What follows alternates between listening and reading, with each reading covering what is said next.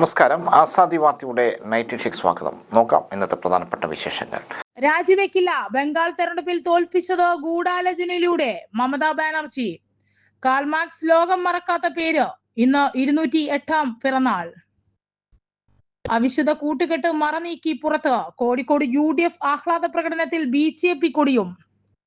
മന്ത്രിയാകാൻ വേണുഗോപാൽ 46 MLA-മാർ ഒപ്പമെന്ന് വാദം. ഡൽഹിയിലും ഫ്ലെക്സ് യുദ്ധം. സർക്കാർ രൂപീകരണത്തിന് കോൺഗ്രസ് പിന്തുണ വേണം. KC വേണുഗോപാലിന് കത്തയച്ചു വിജയ്. ആഹ്ലാദ പ്രകടനത്തിനിടെ ആടിന്റെ തലയുറത്ത് പ്രദർശിപ്പിച്ച് മുസ്ലിം ലീഗിന്റെ ക്രൂരത. സുപ്രീം കോടതി വിലക്കിയ NCERT പാഠപുസ്തകം പരിഷ്കരിച്ചു. പുതിയ പതിപ്പ് ഒരാഴ്ചക്കുള്ളിൽ പുറത്തിറങ്ങും. ചൈനയിലെ പടക്ക നിർമ്മാണശാലയിൽ സ്ഫോടനം, 21 മരണം, 61 പേർക്ക് പരിക്ക്. പവർ ബാങ്കിന് തീപിടിച്ചു. ഇൻഡിഗോ വിമാനത്തിലെ യാത്രക്കാരെ അടിയന്തരമായി ഒഴിപ്പിച്ചു. വിശദമായ വാർത്തകളിലേക്ക് പോകാം.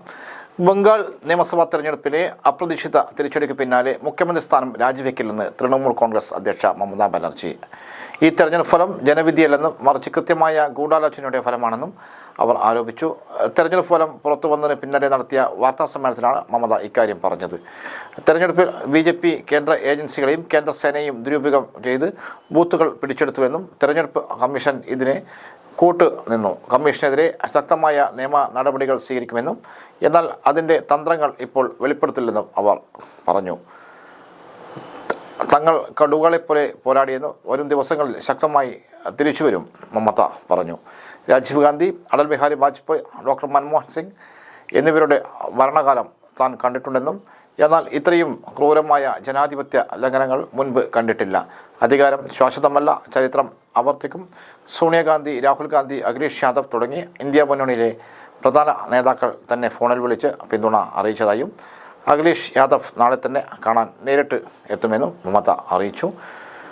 തൻ്റെ പ്രവർത്തകർ ഭീഷണി നേരിടുകയാണ്. ജീവൻ രക്ഷിക്കാൻ അവർ BJPയിൽ ചേരുന്നതിൽ തനിക്ക് പരാതിയില്ല. ഇനി താനൊരു സ്വതന്ത്ര പക്ഷിയാണ്. ഇന്ത്യ മുന്നണിയിലെ നേതാക്കളുമായി ചേർന്ന് ഭാവി പ്രവർത്തനങ്ങൾ ആസൂത്രണം ചെയ്യുമെന്നും മമതാ ബാനർജി കൂട്ടിച്ചേർത്തു. മുഖ്യമന്ത്രിയാകാൻ വേണുഗോപാൽ 46 MLA-മാർ ഒപ്പമെന്ന് വാദം. ഡൽഹിയിലും ഫ്ലക്സ് യുദ്ധം.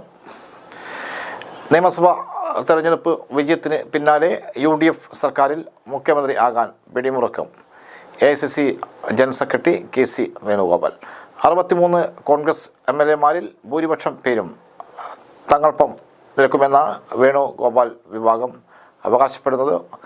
വേണുഗോപാലിനൊപ്പം നിൽക്കുന്ന 35 MLA-മാർക്ക് പുറമെ A ഗ്രൂപ്പിൽ നിന്ന് 8 MLA-മാരുടെയും 3 സ്വതന്ത്രരുടെയും ഉൾപ്പെടെ 46 പേരുടെ പിന്തുണ ഉണ്ടാകുമെന്നാണ് അവകാശവാദം.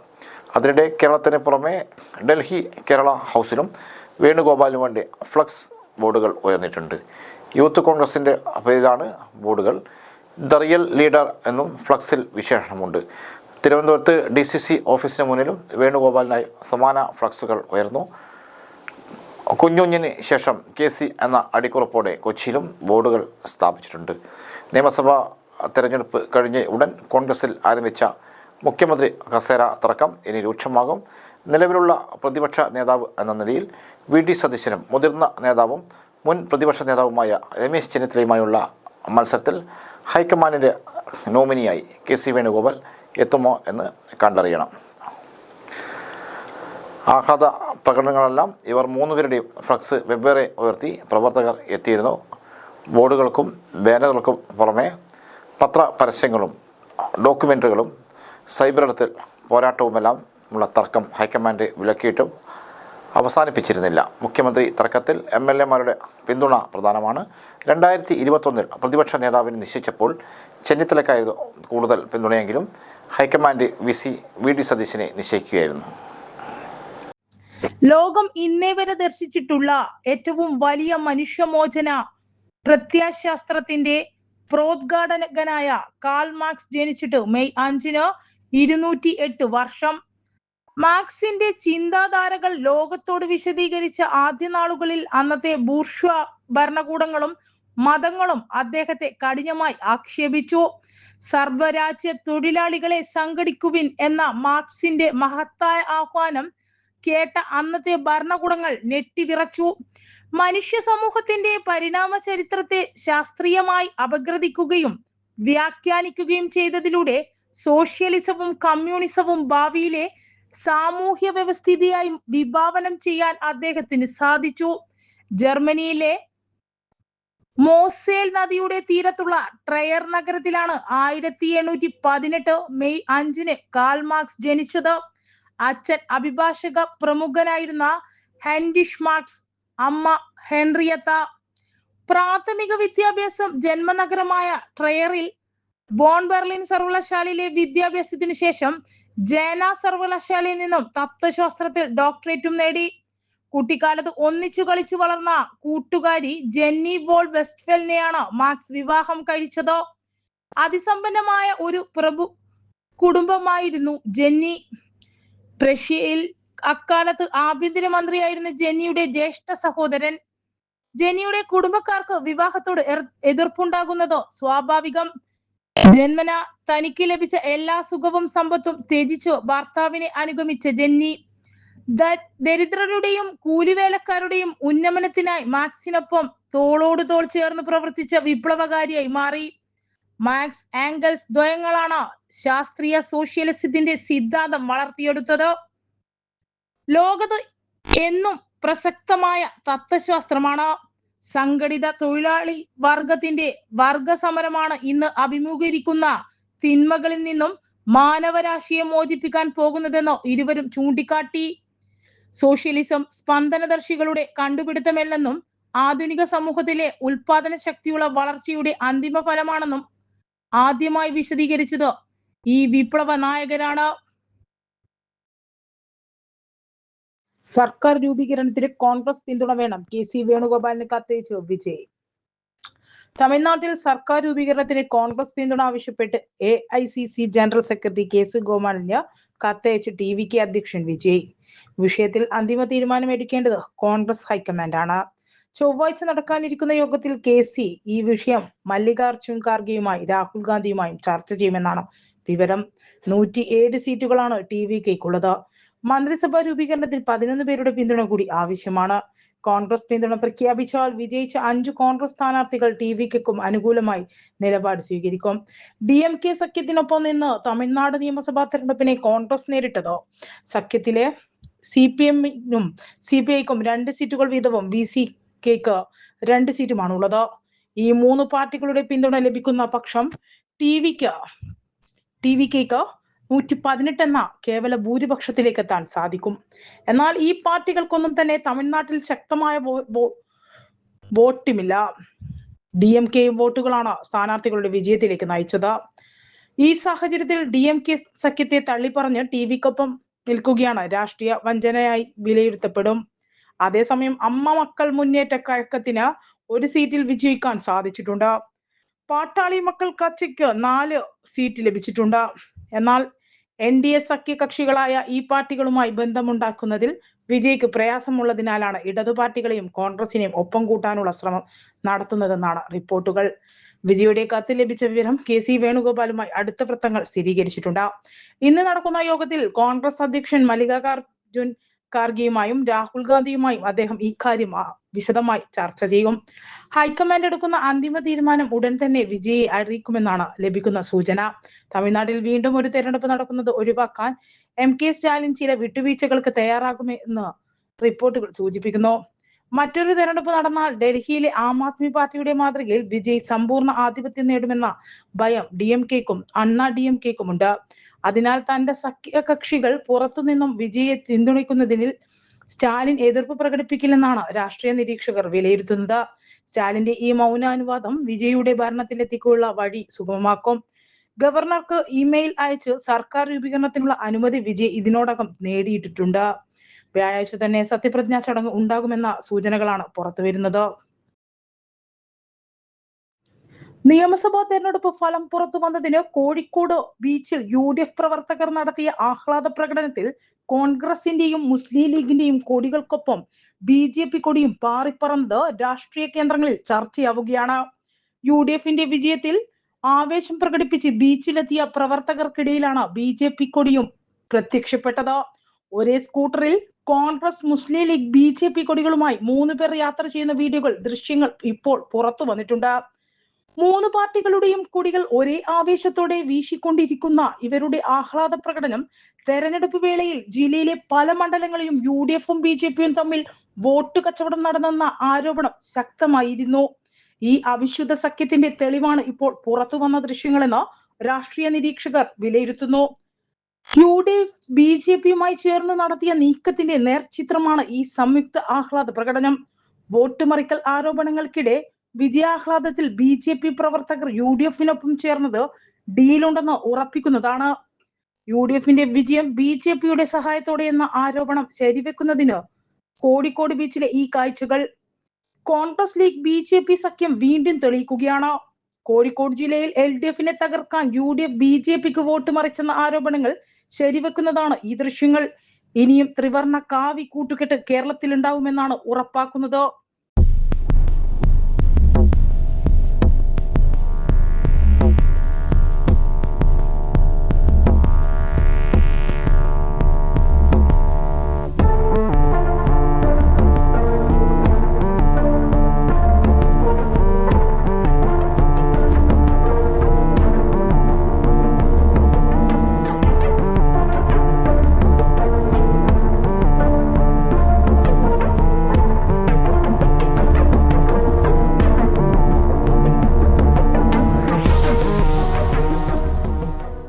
സുപ്രീം കോടതി വിലക്കിയ NCERT പാഠപുസ്തകം പരിഷ്കരിച്ചു. പുതിയ പതിപ്പ് ഒരാഴ്ചക്കുള്ളിൽ പുറത്തിറങ്ങും. നീതിന്യായ വ്യവസ്ഥയെക്കുറിച്ച് വിവാദ പരാമർശങ്ങൾ ഉൾപ്പെടുത്തിയതിനെ തുടർന്ന് സുപ്രീം കോടതി നിരോധിച്ച 8ാം ക്ലാസ്സിലെ സോഷ്യൽ സയൻസ് പാഠപുസ്തകം പരിഷ്കരിച്ചു. കേന്ദ്ര വിദ്യാഭ്യാസ മന്ത്രാലയത്തിന്റെ നിർദ്ദേശപ്രകാരം തയ്യാറാക്കിയ പുതിയ പതിപ്പ് ഒരാഴ്ചക്കുള്ളിൽ വിപണിയിലെത്തുമെന്ന് NCERT വൃത്തങ്ങൾ അറിയിച്ചു. ഇന്ത്യ ആൻഡ് ബിയോണ്ട് എന്ന പുസ്തകത്തിലെ നമ്മുടെ സമൂഹത്തിൽ നീതിന്യായ വ്യവസ്ഥയുടെ പങ്ക് എന്ന അധ്യായമാണ് വിവാദത്തിന് കാരണമായത്. കോടതികളിൽ അഴിമതി നിലനിൽക്കുന്നുണ്ടെന്ന പരാമർശത്തിനെതിരെ സുപ്രീം കോടതി സ്വമേധയാ കേസെടുക്കുകയും പുസ്തകത്തിന്റെ അച്ചടിയും വിതരണവും പൂർണ്ണമായി നിരോധിക്കുകയും ചെയ്തിരുന്നു. കോടതികൾക്കെതിരെയുള്ള വിമർശനപരമായ ഭാഗങ്ങൾ പൂർണ്ണമായും ഒഴിവാക്കി. പകരം നീതിന്യായ വ്യവസ്ഥയുടെ ഘടനയെയും പ്രവർത്തനങ്ങളെയും കുറിച്ചുള്ള വസ്തുതാപരമായ വിവരങ്ങൾ ഉൾപ്പെടുത്തി. നിയമവിദഗ്ധരും അധ്യാപകരും അടങ്ങുന്ന ഉന്നതതല സമിതി പരിഷ്കരിച്ച പാഠങ്ങൾ പരിശോധിച്ചുറപ്പിച്ചു. പുതിയ അധ്യയന വർഷം ആരംഭിച്ച് മാസങ്ങൾ കഴിഞ്ഞിട്ടും പാഠപുസ്തകം ലഭ്യമാക്കാത്തത് വിദ്യാർത്ഥികളെ പ്രതിസന്ധിയിലാക്കിയിരുന്നു. ഇത് പരിഗണിച്ച് യുദ്ധകാലാടിസ്ഥാനത്തിൽ പുസ്തകം വിതരണത്തിന് എത്തുമെന്നാണ് NCERT അറിയിച്ചത്. നീതിന്യായ വ്യവസ്ഥയുടെ അന്തസ്സിനെ ബാധിക്കുന്ന തരത്തിലുള്ള ഉള്ളടക്കം ഉൾപ്പെടുത്തിയതിൽ NCERT നേരത്തെ സുപ്രീം കോടതി ഉപാധികളില്ലാത്ത മാപ്പ് അപേക്ഷിച്ചിരുന്നു. ഡിജിറ്റൽ പ്ലാറ്റ്ഫോമുകളിൽ നിന്നും പഴയ പതിപ്പ് നേരത്തെ തന്നെ നീക്കം ചെയ്തിരുന്നു. പുതിയ പുസ്തകം എത്തുന്നതോടെ നിലവിലെ ആശയക്കുഴപ്പങ്ങൾക്ക് പരിഹാരമാകുമെന്നാണ് കരുതപ്പെടുന്നത്.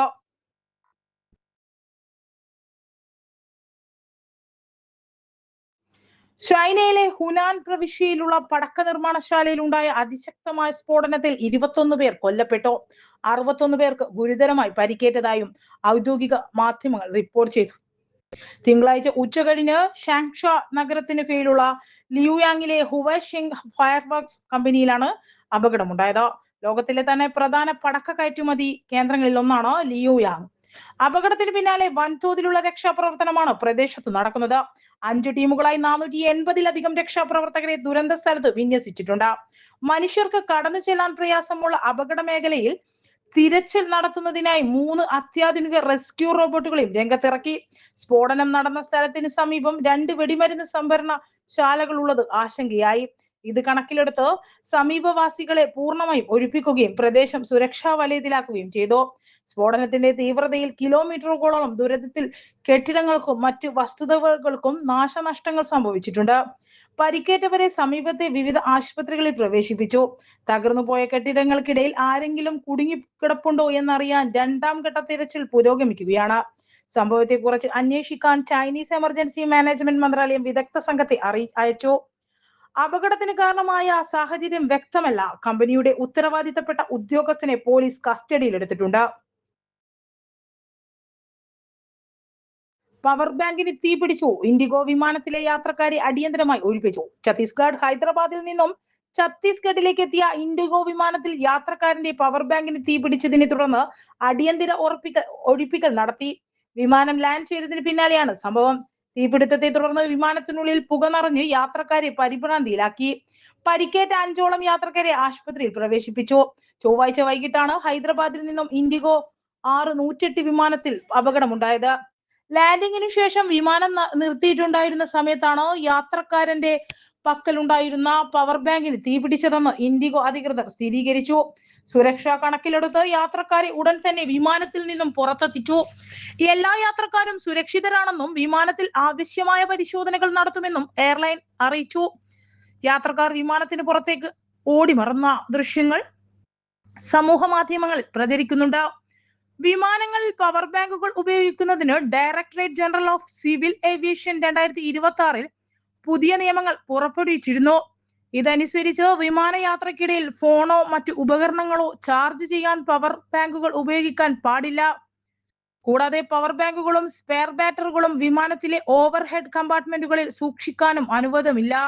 ഇത്തരം സ്ഥലങ്ങളിൽ തീപിടുത്തമുണ്ടായാൽ അത് കണ്ടെത്താനും നിയന്ത്രിക്കാനും പ്രയാസമാണെന്നതിനാലാണ് ഈ നിയന്ത്രണം ഏർപ്പെടുത്തിയിരിക്കുന്നത്. ട്രാക്ക് അറ്റകുറ്റപ്പണി ട്രെയിൻ സർവീസിൽ മാറ്റം.